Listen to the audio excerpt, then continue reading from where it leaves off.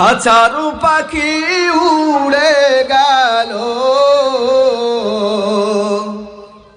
খাঁচার পাখি উড়ে গেল, হবে কি এখন? শেষে বিদায়ের চলছে আয়োজন, ও মন শেষে বিদায়ের চলছে আয়োজন। পাড়া পড়শি কান্দে সবাই, কান্দে আপন ভাই,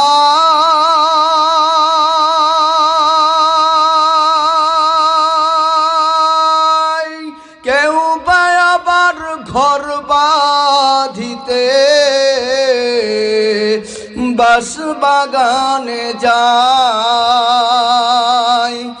মা কান্দে মোর খোকা বলে, মা কান্দে মোর খোকা বলে, মানে না তার মন।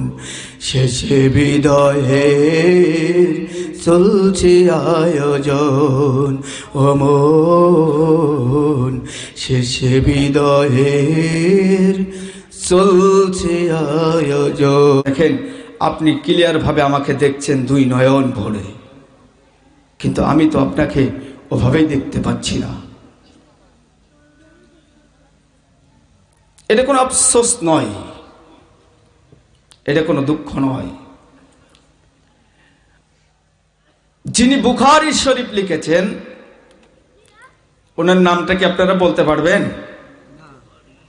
ওনার নাম ছিল আবু আব্দুল্লাহ ইসমাইল বুখারী।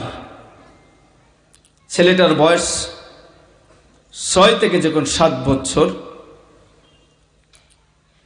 ওনারা বাড়িতে টুবি, তারপরে হচ্ছে আপনার জায়নামাজ, যেগুলো তৈরি করতেন ওনার মা, বড় ভাই আহম্মদ, ওগুলো বিক্রি করে তাদের জীবিকা জন্য বাজারে বিক্রি করে তাদের খাদ্য খাবারগুলো কিনে আনতেন। ইসমাইল বুখারী বড় ভাইকে বলেন, ভাই আমি তোমার সাথে একটু বাজারে যেতে চাই, এত কষ্ট পরিশ্রম করে আমাদের খাদ্য খাবারের ব্যবস্থা করো, ও ভাই আমাকে যদি একটু নিয়ে যাও না, তাহলে আমি বড় খুশি হই। সুবহানাল্লাহ।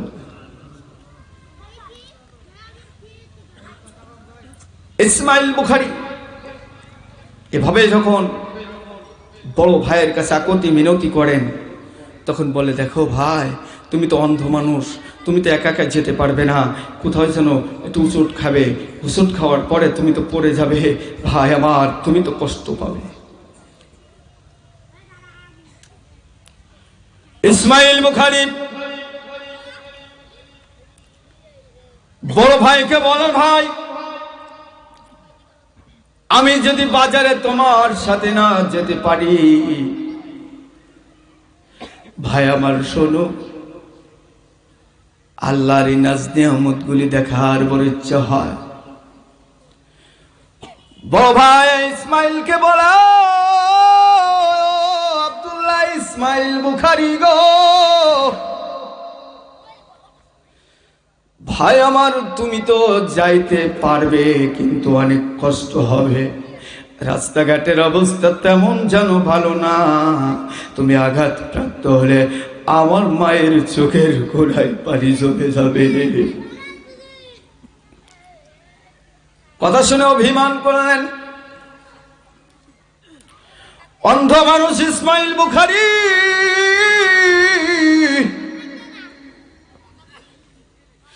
ডাক লাগায়া কয়, ভাই গো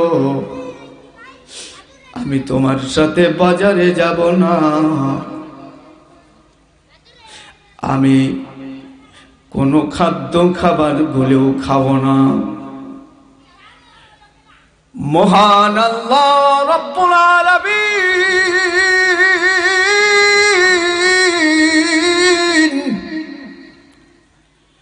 যত সময় আমার চোখের দৃষ্টি দৃষ্টি শক্তিগুলি ফিরিয়ে না দিবে গো, তত সময় আল্লাহর জমিনের কোন নাজ নিয়ামতগুলি আমি পান করব না। জোরে জোরে বলুন সুবহানাল্লাহ। ঘরের দরজা খানি লাগিয়ে দিল, মায়ের মন তো বোঝে না, তারপরেও ছেলেটা অন্ধ মানুষ, দুটি নজরে চোখে দেখতে পারে না। মা বড় টেনশনে পড়ে গেল। ইসমাইল বুখারী ঘরের মধ্যে ঢুকিয়া মালিকের সিজদায় পড়ে আছে। জোরে বলুন সুবহানাল্লাহ।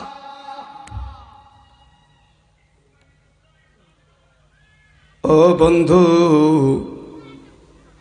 আজকে তো আমরা নামাজের সিজদায় যাই না। কখন আর্জেন্টিনার খেলা হবে, রাতে 8টার সময় টেলিভিশনের সামনে যাব, এমন শ্রেণীর মানুষ মুসলমান আমার দেশে আছে না? না, আজকেও তো খেলা মনে হয় নাকি হুজুর? আজকেও খেলা ব্রাজিলের নাকি? 1টা বাজবে, 1:30টা বাজবে, খেলা শুরু হবে। আমার দেশের যুবক যুবতীরা ওই খেলা দেখার জন্য বসে থাকে, ঠিক কিনা গম? ও বন্ধু, তুমি আর আমি যদি আজকে নামাজে রত হতে পারি, আল্লাহ দ্বীনের কাজে ধাপিত হতে পারি, আল্লাহ সুবহানাহু ওয়া তাআলা আপনার আমার ভেতরে শান্তি ঢুকিয়ে দিবেন, অশান্তিটা দূর করে দিবেন। বন্ধুরা আমার, ভাইরা,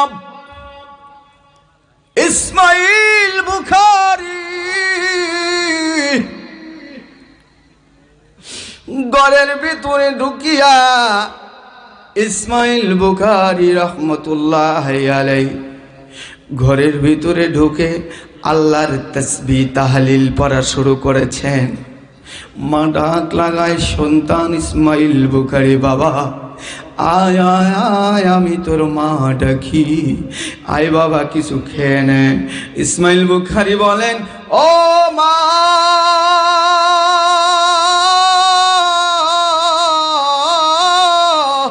না না না, কোনো কিছু পান করব না।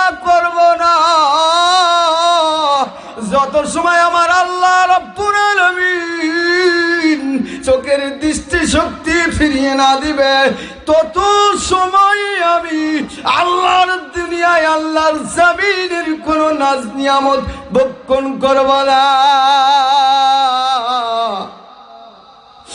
মায়ের চোখে পানি, মা নামাজরত হয়ে গেল, সন্তান নামাজে পড়ে আছে। গভীর রজনীতে কে যেন স্বপ্ন যুগে ইসমাইল বুখারী রাহমাতুল্লাহ আলাইহির মাকে বলে, ও ইসমাইল বুখারীর মা, আমি ইব্রাহিম নবী জাতির পিতা ইব্রাহিম, আল্লাহু আকবার, আমি তো জাতির পিতা ইব্রাহিম, তোমার জন্য একটি শুভ সংবাদ এনেছি। আমার আল্লাহ রাব্বুল আলামিন আর তোমার সন্তান আব্দুল্লাহ ইসমাইল বুখারীর চোখের দৃষ্টি শক্তিটা ফিরিয়ে দিয়েছে। একটু জোরে বলা যায় না? আর একটু আওয়াজ করে বলা যায় না? বন্ধুরা, ভাব আর একটা শুভ সংবাদ আপনাদেরকে বলতে চাই। এই যে সুবহানাল্লাহ, আলহামদুলিল্লাহ, আল্লাহু আকবার, এই আওয়াজ তুলে যখন আপনি আমি যখন আল্লাহর প্রশংসা করি, আল্লাহর বরত্ব স্বীকার করি, আমার আল্লাহ বড় আনন্দিত হয়, খুশি হয়। অনেক ফেরেশতা মণ্ডলীরা, নূরের ফেরেশতারা আপনার আমার জন্য মহান আল্লাহর কাছে দরখাস্ত পেশ করবেন, ওগো মালিক তার বান্দারা অনেক ওই যে সারাপুরের মাহফিলে বসে কোরআনের কথা শোনায়, সুবহানাল্লাহ আলহামদুলিল্লাহ আল্লাহু আকবারের ধ্বনি দেয়। ও মালিক, ওদের আমল নামায় কতগুলি সবে আমল নামা লিখব। এবার আল্লাহ ডাক কয়, না না না, কোন সব আমল নামা তোদের লেখা লাগবে না।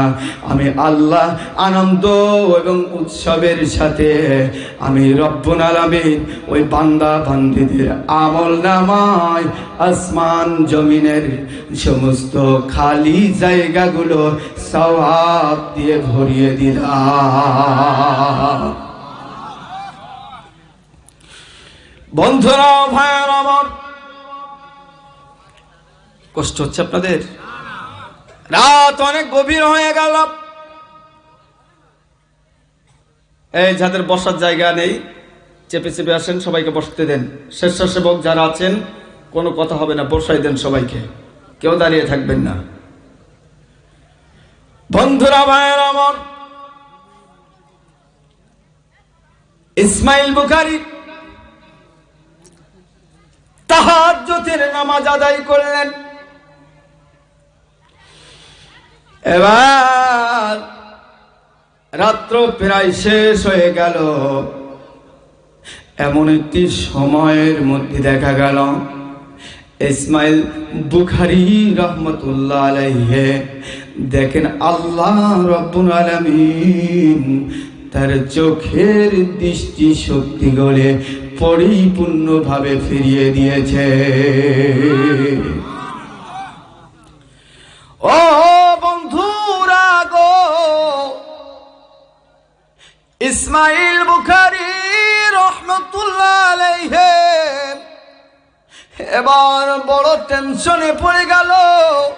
আমার রবের সঙ্গে আগে দেখা করব না, আমার মায়ের সাথে আগে দেখা করব।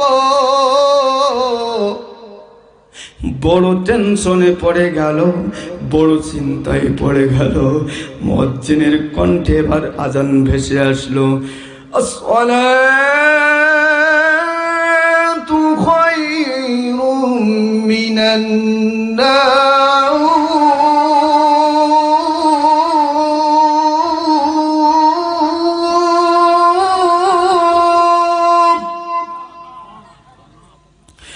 মুয়াজ্জিনের আজানের সুরে হযরত ইসমাইল বুখারী বলেন, আমি এখন আমার মায়ের সঙ্গে দেখা করব না।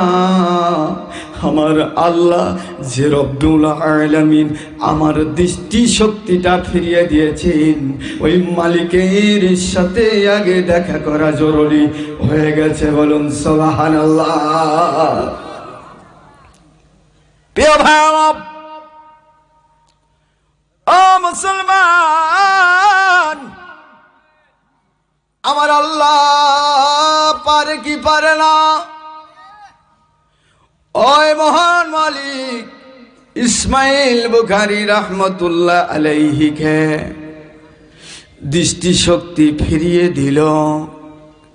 তার দৃষ্টি শক্তি ফিরিয়ে দিল। ওই ইসমাইল বুখারী অন্য কোনো খাদে, অন্য কোনো জায়গায় তার জীবনটাকে উৎসর্গ করে নাই। ওই লোকটা কি করলেন? পরবর্তীতে আল্লাহর রাহে তার জীবনটাকে বিলিয়ে দিলেন। মারহাবা। একটু কালেমা জিকির করুন, লা ইলাহা।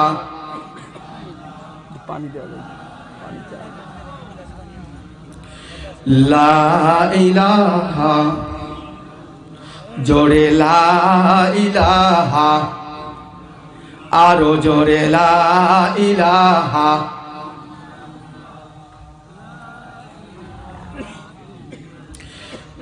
লা ইলাহা, লা ইলাহা, লা ইলাহা।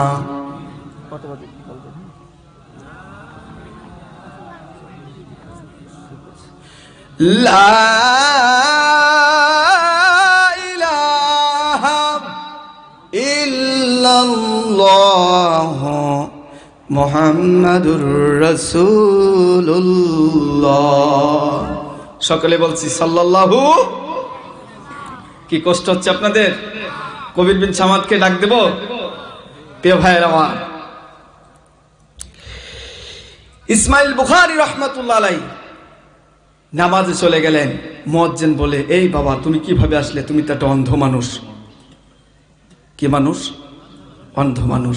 তো বলেন, হুজুর দেখেন আল্লাহ সুবহানাহু ওয়া তাআলা আমার দুটি চোখের দৃষ্টি শক্তিগুলি ফিরিয়ে দিয়েছে। বিভিন্ন জায়গায় ঘোরাফেরা করলেন, সবার সাথে সাক্ষাৎ করলেন, দেখা করলেন। মা দুঃখিনী দরদি মা খুঁজে খুঁজে বেড়ায়, কোথায় আছে আমার কলিজার টুকরা সন্তান। মার সামনে এসে গেল, মাকে জড়িয়ে ধরলেন। মা তোমার আঁচলের তলায় আমার একটা ছায়াতল দাও। বাবারে কি ছায়াতল তোকে দিব? ও মা আমাকে মক্তবে ভর্তি করে দাও, কোরআন পড়বো, নবীজির হাদিস কোথায় আছে খুঁজে বের করে মানুষের মাঝে বিলীন করে দিব। সুবহানাল্লাহ বলবেন না? সেটাই তো হলো। প্রিয় বন্ধুগণ, আসুন, আমার আলোচনা আজকে এটা ছিল না, কিন্তু এসে গেল একটি কারণে, যে অনেকেই চিন্তা করেন যে অন্ধ মানুষ এরা কিভাবে শিখে, এরা কিভাবে কোরআন পড়ে। এই জন্যে সংক্ষিপ্ত পরিসরে আপনাদেরকে এই আলোচনাটি শোনালাম।